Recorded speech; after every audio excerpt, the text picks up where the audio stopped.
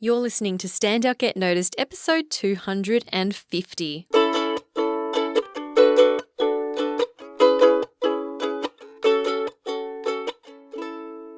Hi there, Rockstar, and welcome to Stand Out Get Noticed. I'm your host, Christina Canters, speaker, coach, and founder of The C Method, where I help high-performing professionals and business leaders to build powerful communication skills. You can learn more at thecmethod.com. So, as you know, this is episode 250, which is quite a milestone. I must say that's pretty exciting. And we're almost at the 5-year anniversary of this podcast as well. So in March 2020, because I started this podcast in March 2015. So by March this year, that will be the 5-year anniversary of this podcast. So I want to say a big, big thank you to you, dear listener, for being a supporter, for listening, for downloading, sharing, leaving an iTunes review. I know I don't ask for that very often, but for those of you who have, thank you.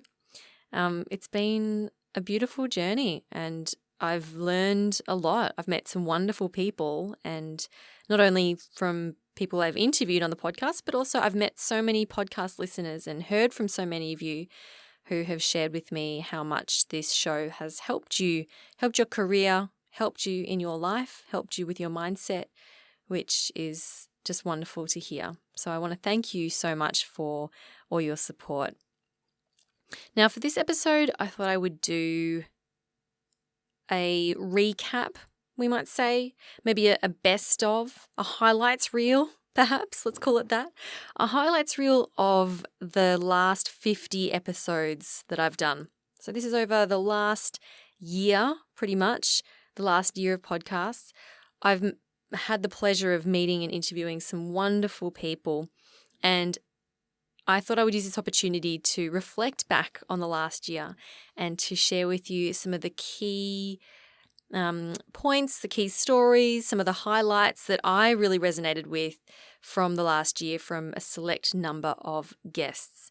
So what I'll do is I'll introduce you to the person, and I'm going to play an excerpt from that conversation, and I'll also give you the episode number if you want to go back and listen to that whole episode. So if you did miss any of these, then I highly recommend you go back and listen.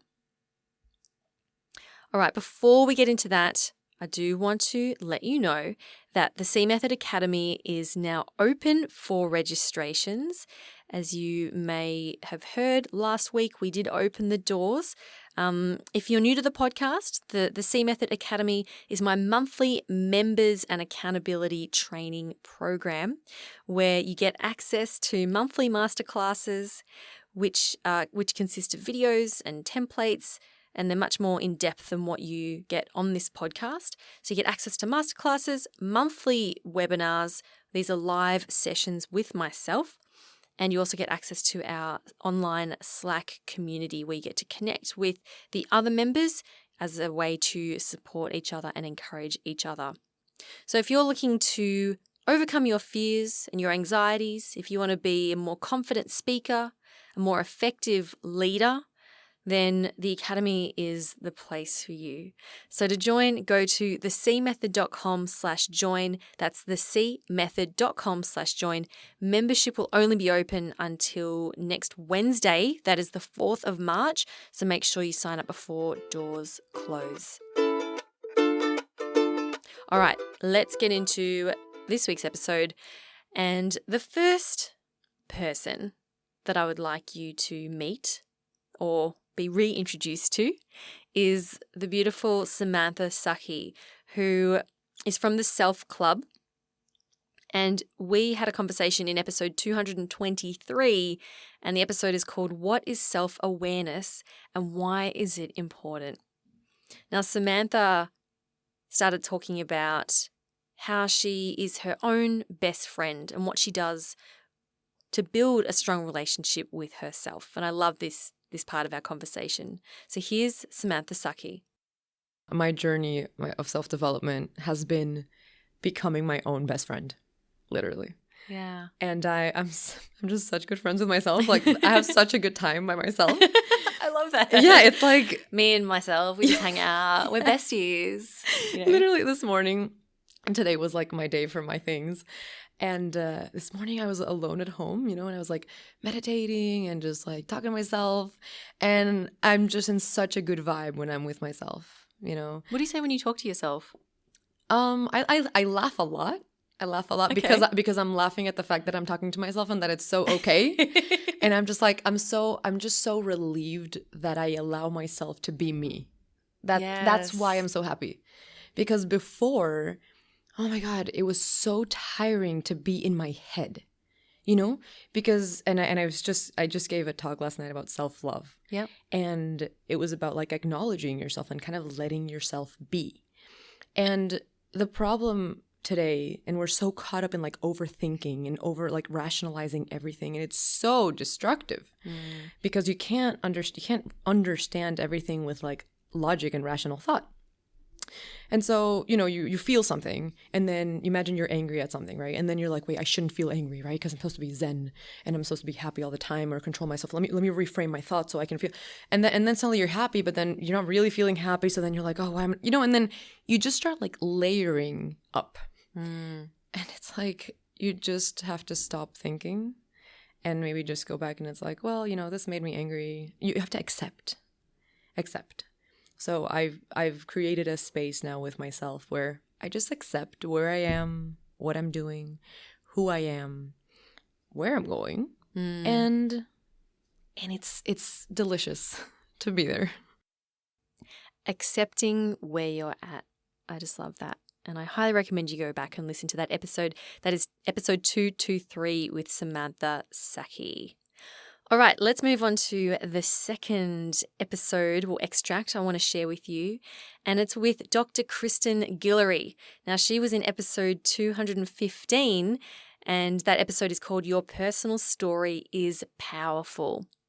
Now, storytelling is something that comes up a lot with my clients. They come to me and they say, I want to be able to tell better stories to bring more humanness, more personality into the workplace. And oftentimes people struggle to tell a story, especially when it's in a presentation or meeting context. We naturally tend to do it ourselves when we're with our friends, when we're catching up for a drink or a coffee. But when it comes to a formal presentation setting, we seem to struggle to tell a really effective story. So here is Dr. Kristen Guillory with a very clear outline and examples of what a compelling story looks like. Here's Dr. Kristen. I believe in showing a story rather than telling it. I believe in setting up the scene so you are with me. So I can tell you that I went through something hard, but it's something else to say, I remember it was a Sunday night and it was really cold and I got that phone call. A phone call I will never forget. And so it's different when I'm like, I can see the person that you are in a car and that is cold. Now, I also tell my clients, I want you to use verbiage that is natural to you. So an example, I was doing one of my group coaching calls and one of the clients said, it was a cold day and I walked in the office to visit the coach.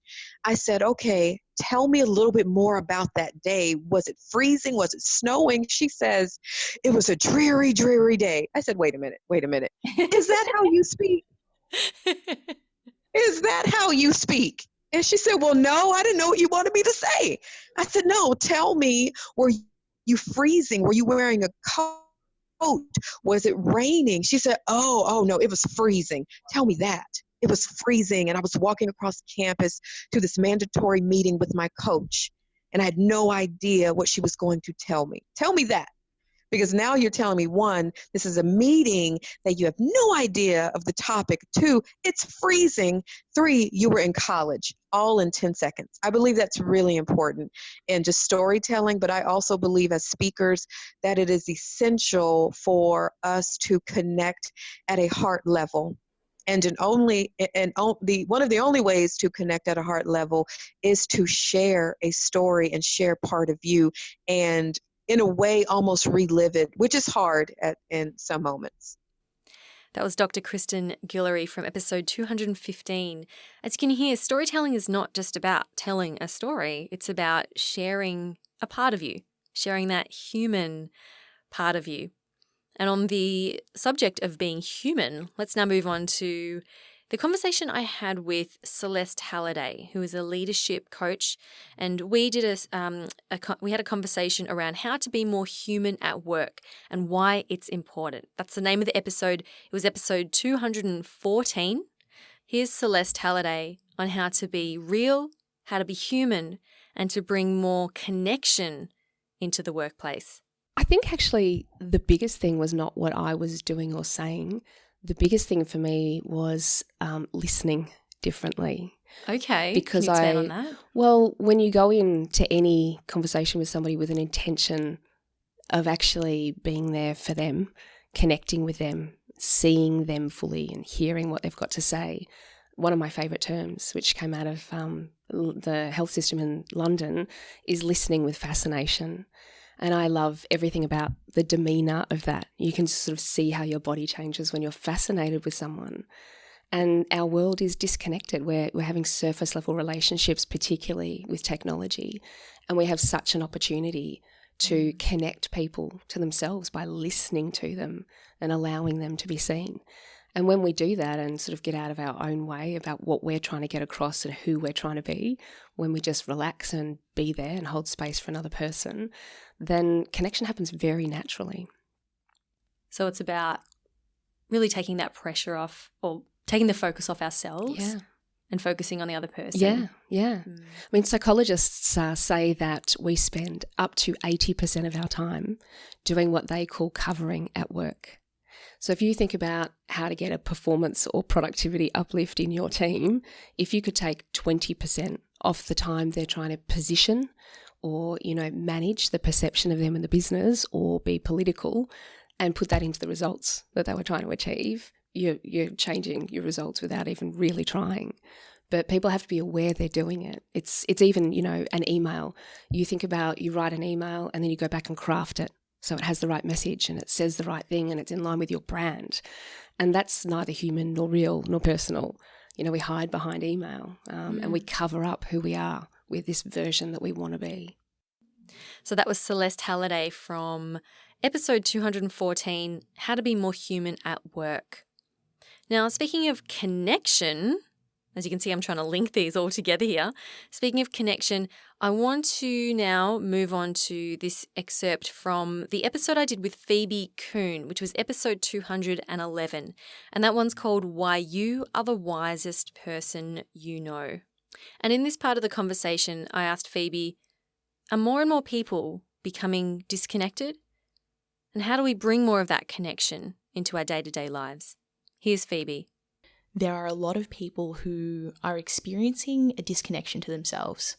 And I want to reference a really great book that I read last year called Lost Connections by Johann Hari, where he talks about the unexpected causes of depression. And one of those causes is disconnection from self, which I believe is really the root cause of our disconnection from others. Can you explain more about that? Absolutely.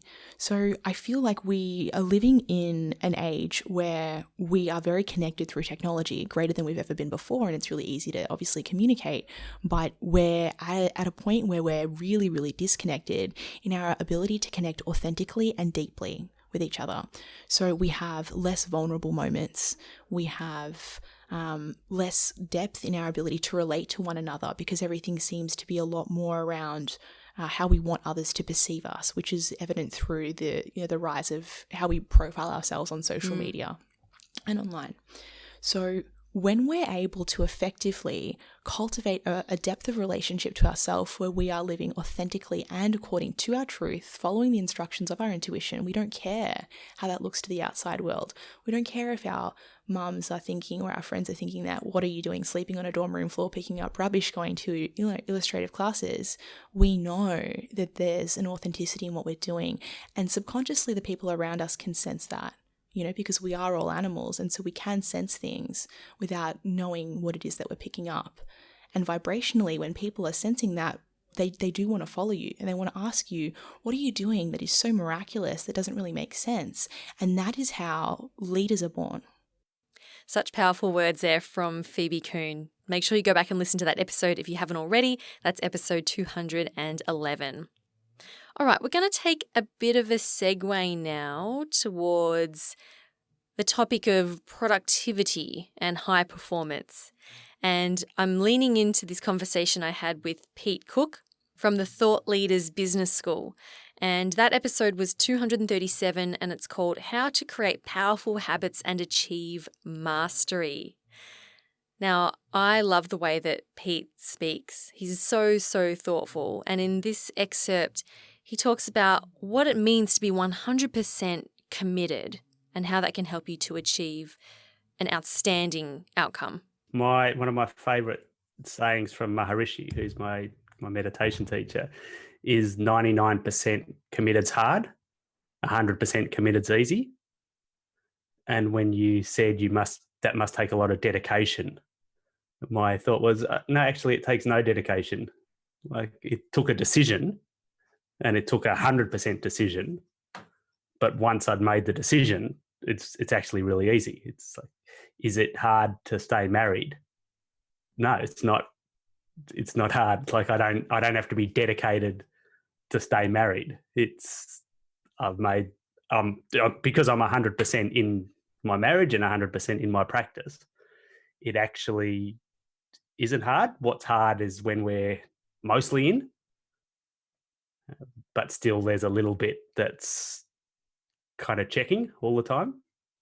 I'll give you an even more practical example. Is I don't run anymore.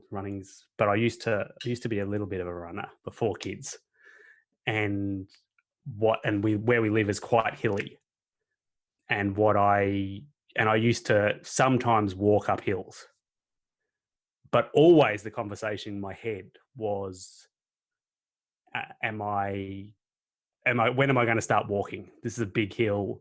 And there was just this constant talk in my head. And then I made a rule that I'm never going to walk. That if I'm running, I'm running.